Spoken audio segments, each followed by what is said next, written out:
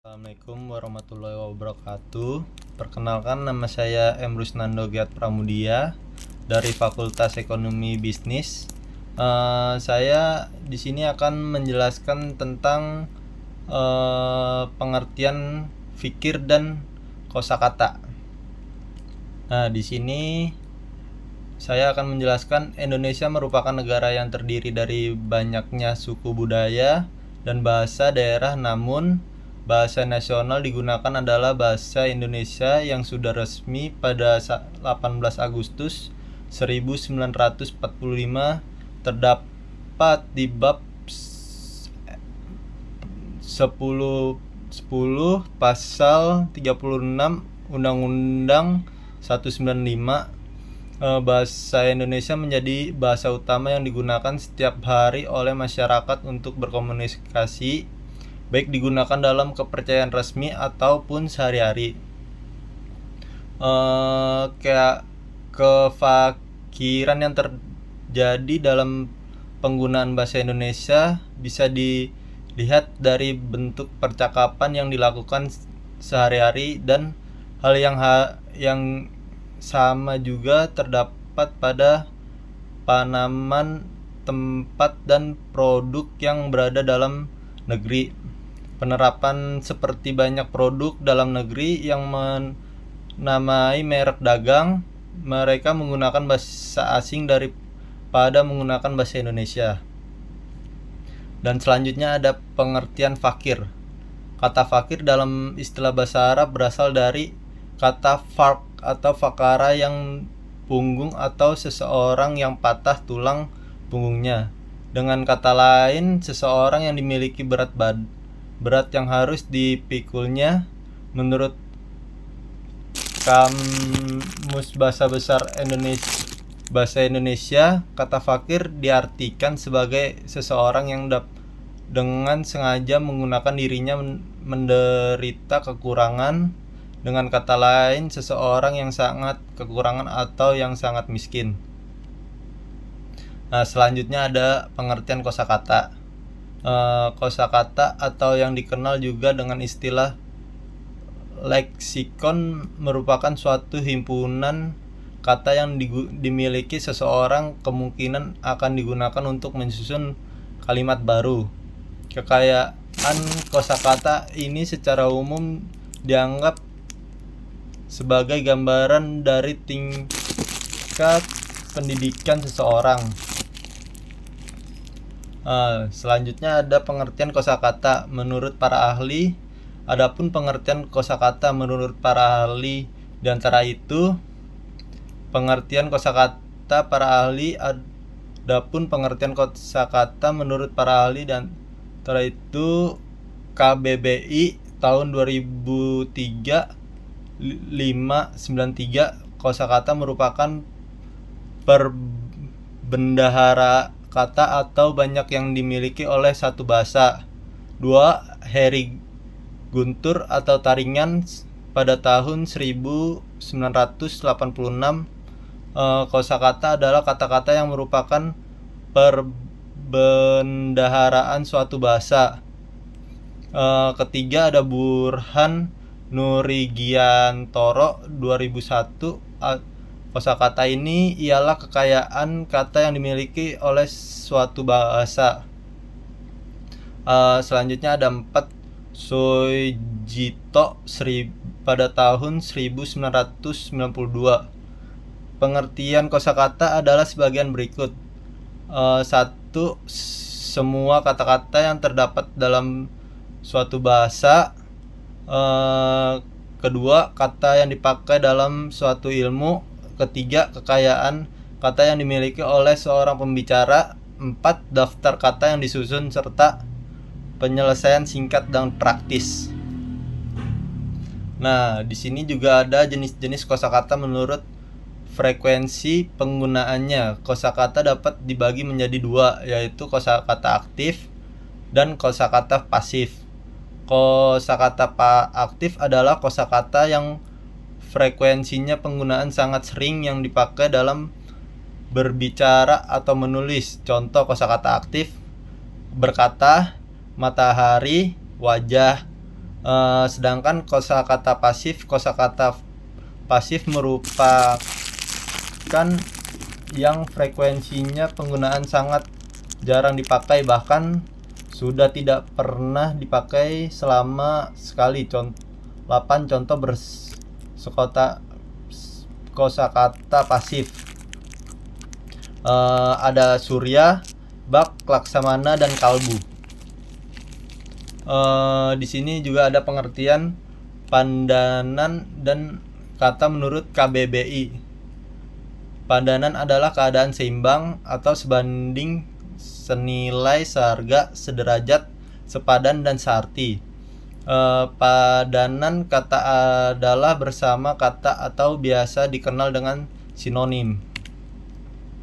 Berikut ada 3 penjelasan. Yang satu, sinonim absolut, sinonim proposal, sinonim dekat. Sinonim absolut merupakan suatu relasi dari 2 kata atau lebih yang sama pada semua konteks dalam sebuah bahasa. Kata bersinonim absolut umumnya jarang ditemukan. Nah, sedangkan sinonim proporsional merupakan arti dari 2 kata atau lebih yang bisa bersubstitusi dengan beberapa ekspresi tanpa menimbulkan perbedaan arti. Dalam sinonim proporsional ini membedakan ada pada tingkat makna ekspresif, stilitis, dan medan pembicaraan seperti suami dan laki-laki. Kamu, Anda, buat, dan bikin. Sinonim dekat merupakan relasi arti antara 2 kata atau lebih. Yang sebagainya kata memiliki arti sama seperti besar dan luar biasa, cantik dan ayu, buta dan rabu. Jenis-jenis perdanaan kata. Jenis-jenis perdanaan kata untuk mendefinisikan sinonim. Ada 3 batasan yang dapat digunakan. Batasan atau definisi itu yaitu kata dengan acuan ekstra linguistik yang sama, misalnya kata mati dan mampus. Yang B, kata-kata yang mengundang makna sama, misalnya kata memberitahukan dan menyampaikan. C, kata-kata dapat disubstitusikan dalam konteks yang sama, misalnya kami berusaha agar pembangunan berjalan terus dan kami berupaya agar pembangunan berjalan terus dalam contoh tersebut. Nah, di sini ada menurut Lyons pada tahun 1981 membedakan kata sinonim sempurna dengan kata yang bersinonim secara absolut. Satu kata yang dikatakan bersinonim secara sempurna apabila kata-kata tersebut mengandung makna deskriptif, ekspresif, dan sosial yang sama. B, suatu kata yang disebut bersinonim secara absolut apabila kata-kata tersebut mempunyai distribusi yang sama dengan bermakna secara sempurna di dalam kehadiran pada semua konteks.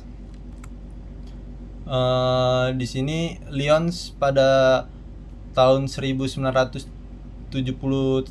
membagikan sinonim menjadi 4 golongan, yakni sinonim lengkap dan mutlak, misalnya surat kabar dan koran. Sinonim lengkap dan tidak lengkap, misalnya orang dan manusia. Sinonim tidak lengkap dan mutlak, misalnya wanita dan perempuan. Sinonim tidak lengkap dan tidak mutlak, misalnya gadis dan cewek.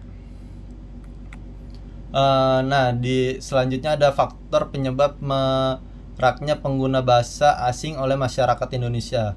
Ada beberapa faktor yang mempengaruhi pemakaian bahasa asing, antara lain: 1. Keegoisan paradigma masyarakat yang menilai bahwa penggunaan bahasa asing memiliki nilai lebih unggul. Yang kedua, ketidakpahaman masyarakat yang dalam mencari istilah asing tersebut dan pendanaan bahasa Indonesia. Nah, di sini ada proses penyerapan istilah asing dalam bahasa Indonesia. Dapat terjadi melalui beberapa cara. Satu, proses adopsi, proses adaptasi, proses terjemah, dan keempat, proses keempat. Selanjutnya ada perdanaan kata bahasa Indonesia yang digantikan oleh bahasa asing dalam kehidupan sehari-hari. Contohnya barcode atau kode batang, laundry atau penatu, fotokopi atau fotokopi, outbound atau mancakrida, screenshot atau tangkap layar, dan ada yang lain-lain.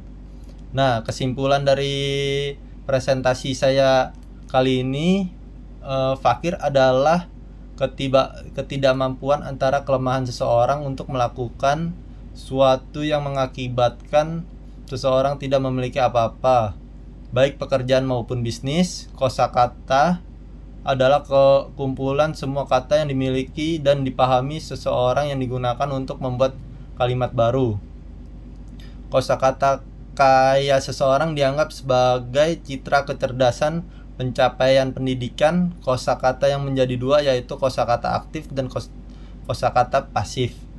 Sedangkan kosakata pasif yaitu kosakata yang frekuensinya penggunaan sangat jarang digunakan, bahkan tidak pernah dipakai. Pendanaan kata atau persamaan kata atau disebut sinonim, merupakan membuat kata yang memiliki bentuk perbedaan tetapi memiliki makna yang atau mirip. Pendanaan kata atau sinonim dibagi menjadi 4, yaitu sinonim lengkap, mutlak, sinonim lengkap tidak lengkap, sinonim tidak lengkap, dan mutlak. Sinonim lengkap dan tidak mutlak. Sekian presentasi dari saya. Mohon maaf jika ada kesalahan. Wassalamualaikum warahmatullahi wabarakatuh.